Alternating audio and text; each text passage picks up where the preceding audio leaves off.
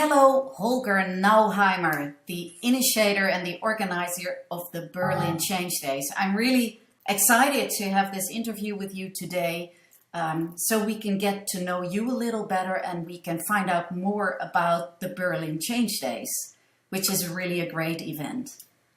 Hello, Marcella. I'm so happy that you invited me today. Thanks so much. And I'm also excited about that interview. Yes. Thank you. Okay. Well, let's go for it.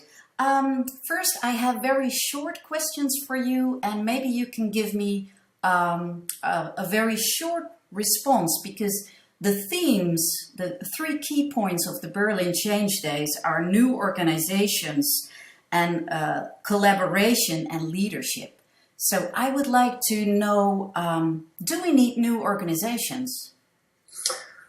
Well, maybe. No, yes, I don't know. Maybe it's not the first priority. I mean, the first priority is a new mindset.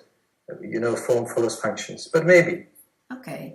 So why new organizations in one keyword? Our mindset develops faster than our structures. Okay. And why leadership? Can you give me that in one keyword or sentence? For managing paradoxes, because this is where the conflict comes from. Okay. And why collaboration? Well, complexity needs collaboration.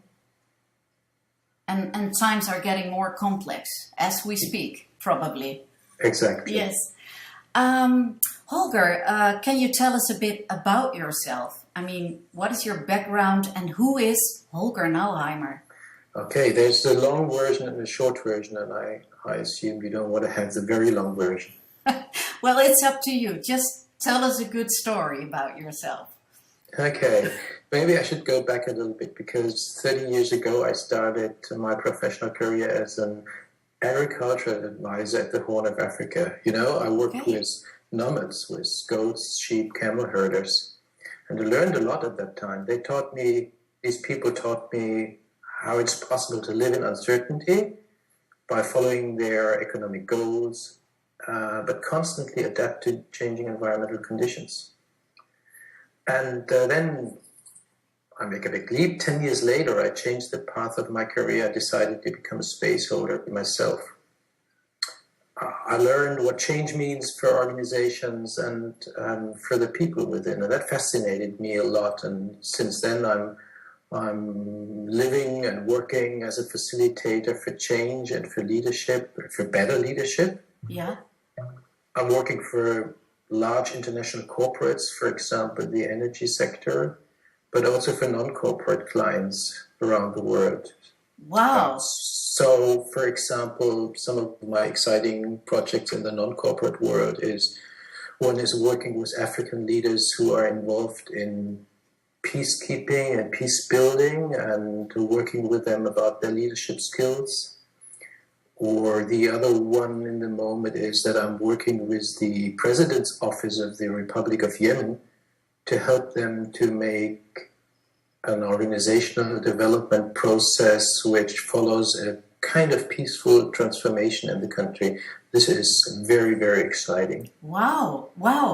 I think this is a fascinating story that you didn't start out from a business school, but you learned to work with change and complexity and uncertainty from nomads. I mean, that is fascinating learning. I mean, and then when you take that experience into offices and management, where it's all about control and banning uncertainty, that is really nice.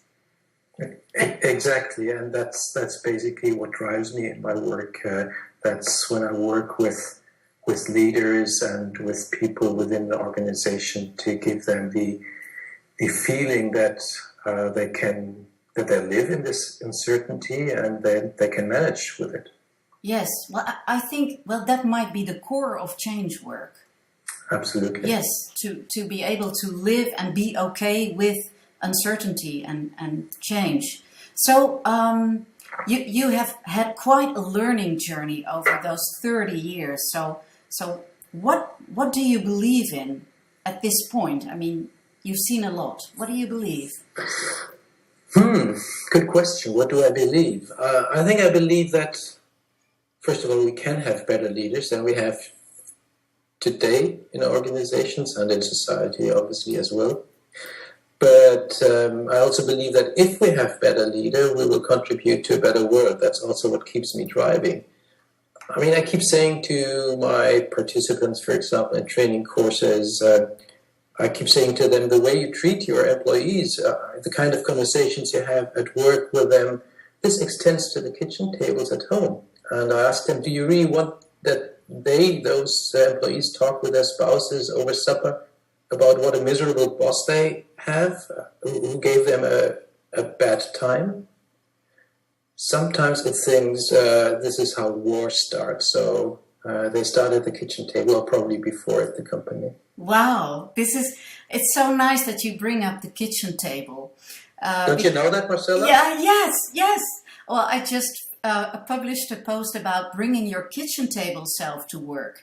And Right. I really like it because we're so much on the same page that the workplace is a great learning lab for learning the skills that you take home to your communities, and working with organizations also helps to make the world a better place. So I am with you on that.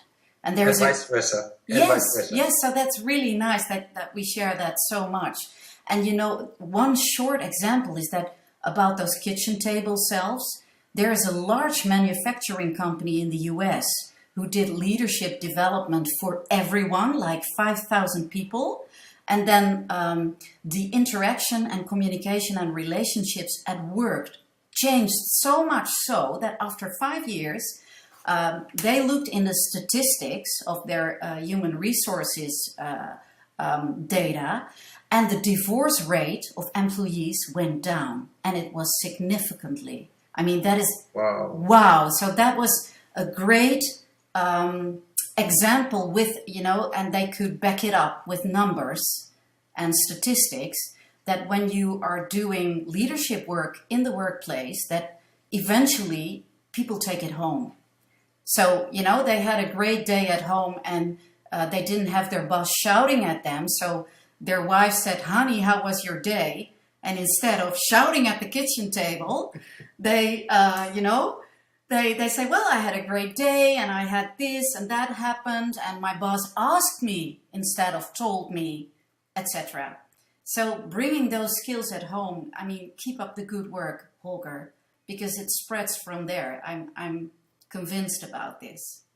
Thank you. That's fascinating what Yeah. you're telling me. Yeah, I have one corporate client, and with them we are working on what we call courageous conversations, and it's about the same. Yeah. Having the right conversations, whether you are a manager or an employee, wherever you work. Yeah, that's great. And courageous, you know, it's with the heart. It comes from the French word cœur.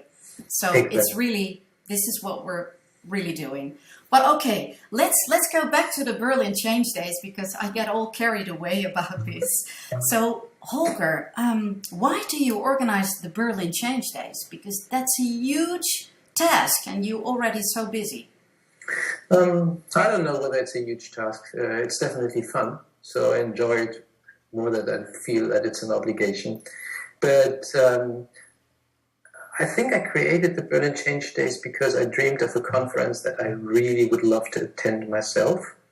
You know, I mean, there are great conferences outside, but sometimes you find yourself in a conference and you think, why did I end up here? It's so boring. So I thought, well, let's do exactly that conference which I would like to attend. And over the years, I've been blessed with meeting so many fascinating people who share my passion of better organizations and a better world. And I wanted to have them all together, like a big family gathering, and of course increase the extended family.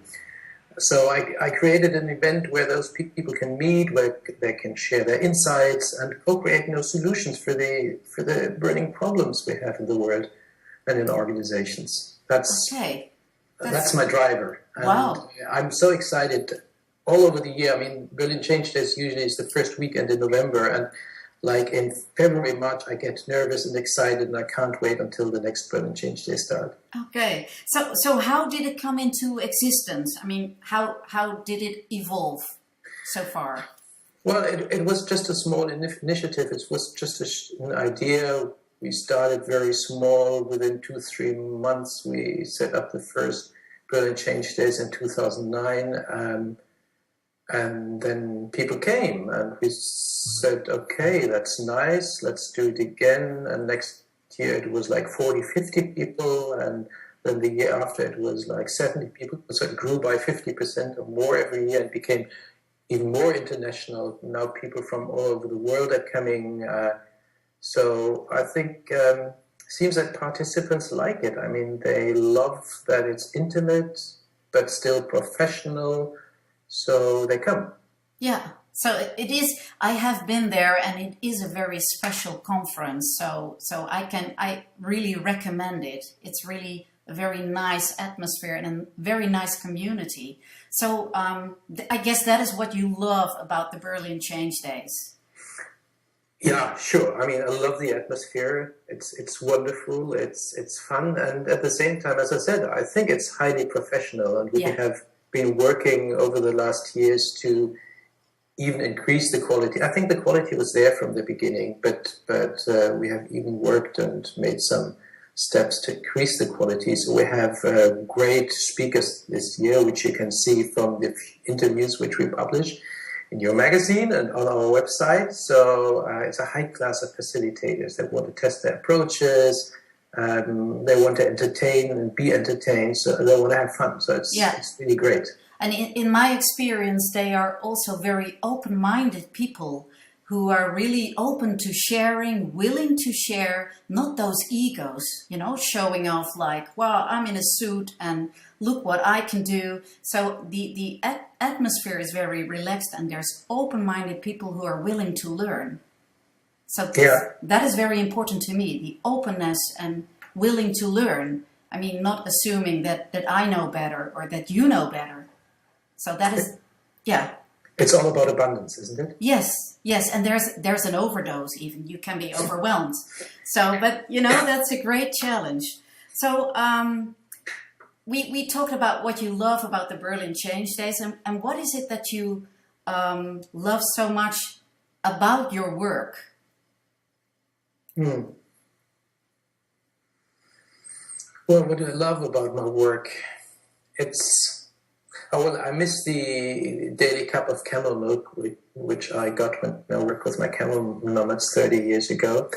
But I get so much reward, particularly when I feel that it's possible to touch people. I mean, sometimes you have these experienced leaders in organizations, which I recognize and acknowledge and admire for the life they have lived and for the work they have done.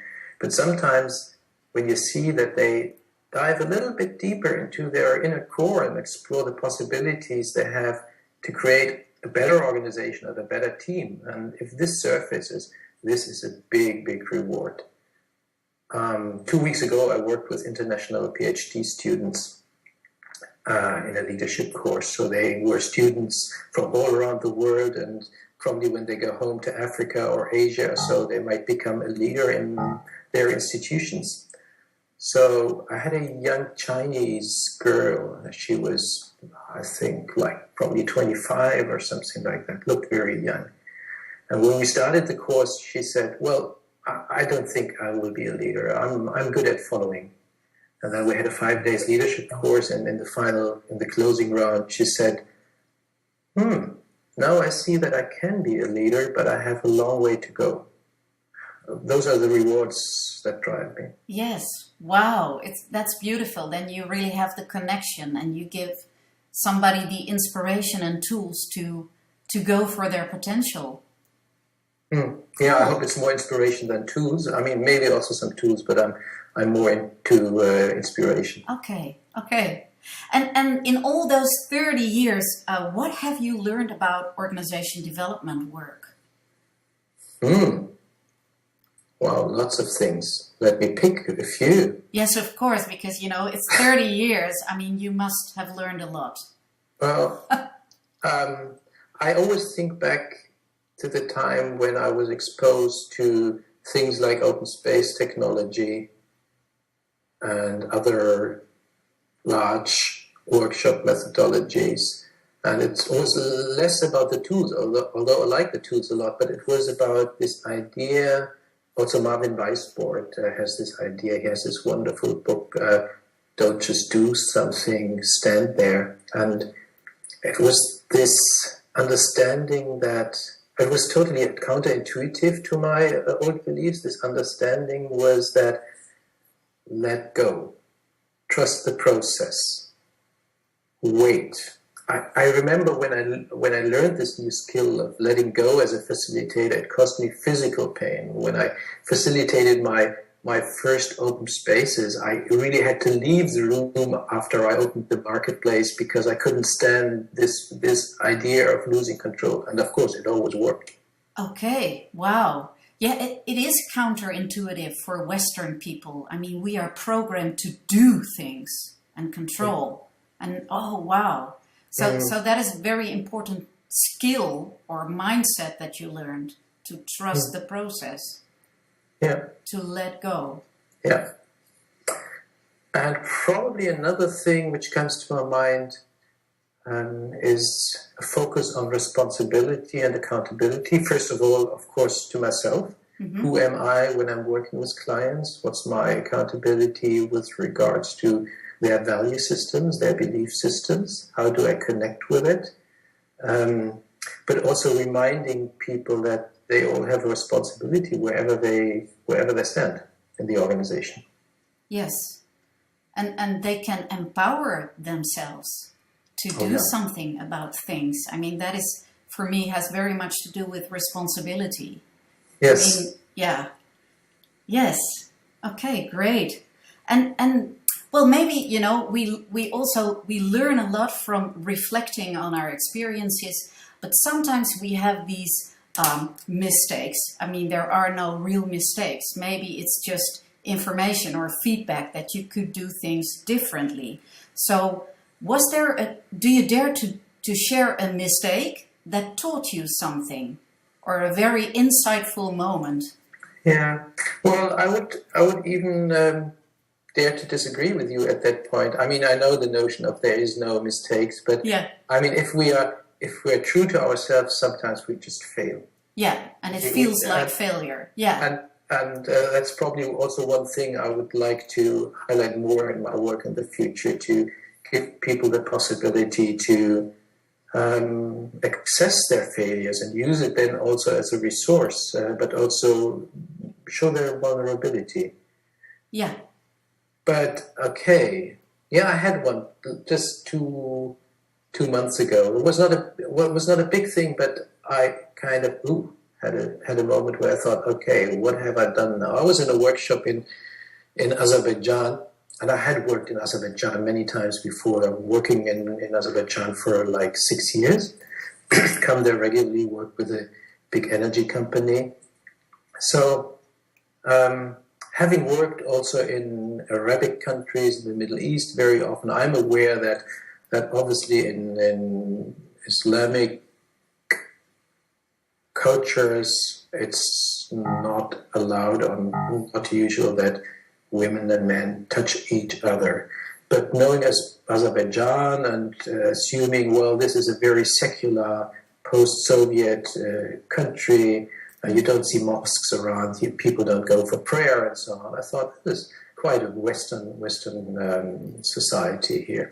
And so I did a typical icebreaker where I asked people to grab their shoulders and give themselves a shoulder massage, which works in many societies. And suddenly, okay, some people became a little bit stiff and said, no, that's not what we do here. And so I had to learn that also in that culture, it's not usual that men and women touch each other. It was not a big deal. People were nice with me. It was no big thing. But what I learned from that, what I wanted to say is never assume. Be part of the field, and swim in the field, observe the field, and adjust your antenna. Yes. Well, I think we can all hear that message again. I mean, it's a trap. I mean, it's when you're busy and you're in your own mindset, you assume things. So it's good Right. to hear it again. I think that counts for all of us. Okay. Right. Yeah. Yeah. So what is it that you are still learning, or is there something that is still a challenge for you in this work? Um, yeah, it's probably more learning about myself. The older I get, the more I learn about myself. I'm probably also more honest to myself. So I don't care so much about learning new tools and methods. I mean, sometimes it's good to expand your toolbox, broaden that, and that's fine. That's good, but it's not my focus. Mm-hmm.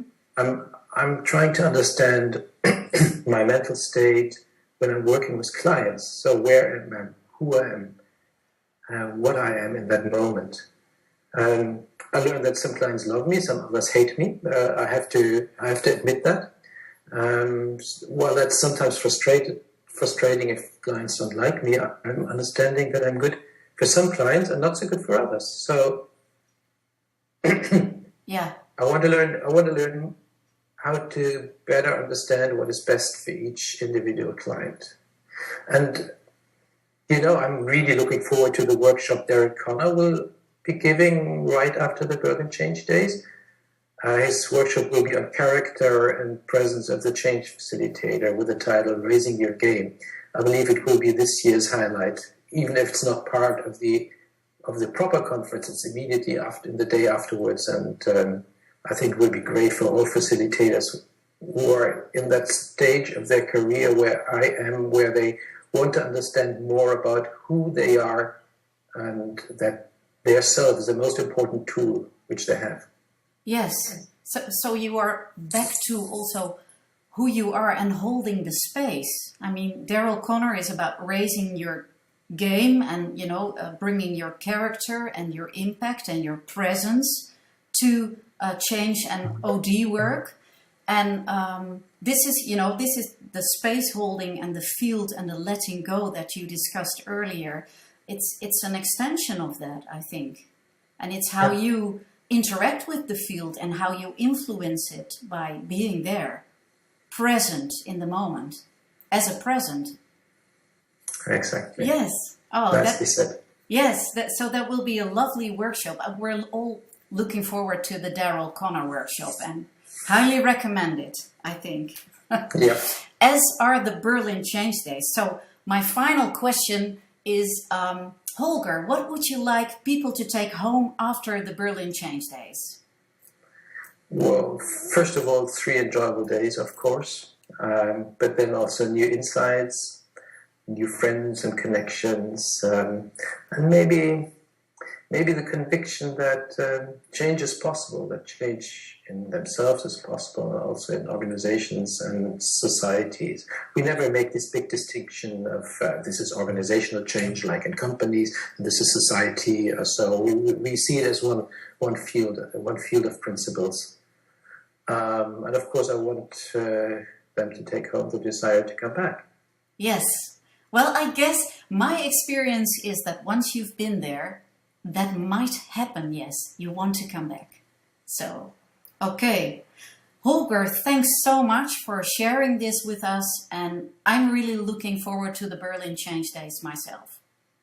Thanks, Marcella, so much for having me for this wonderful interview. Thank you. Okay, thanks.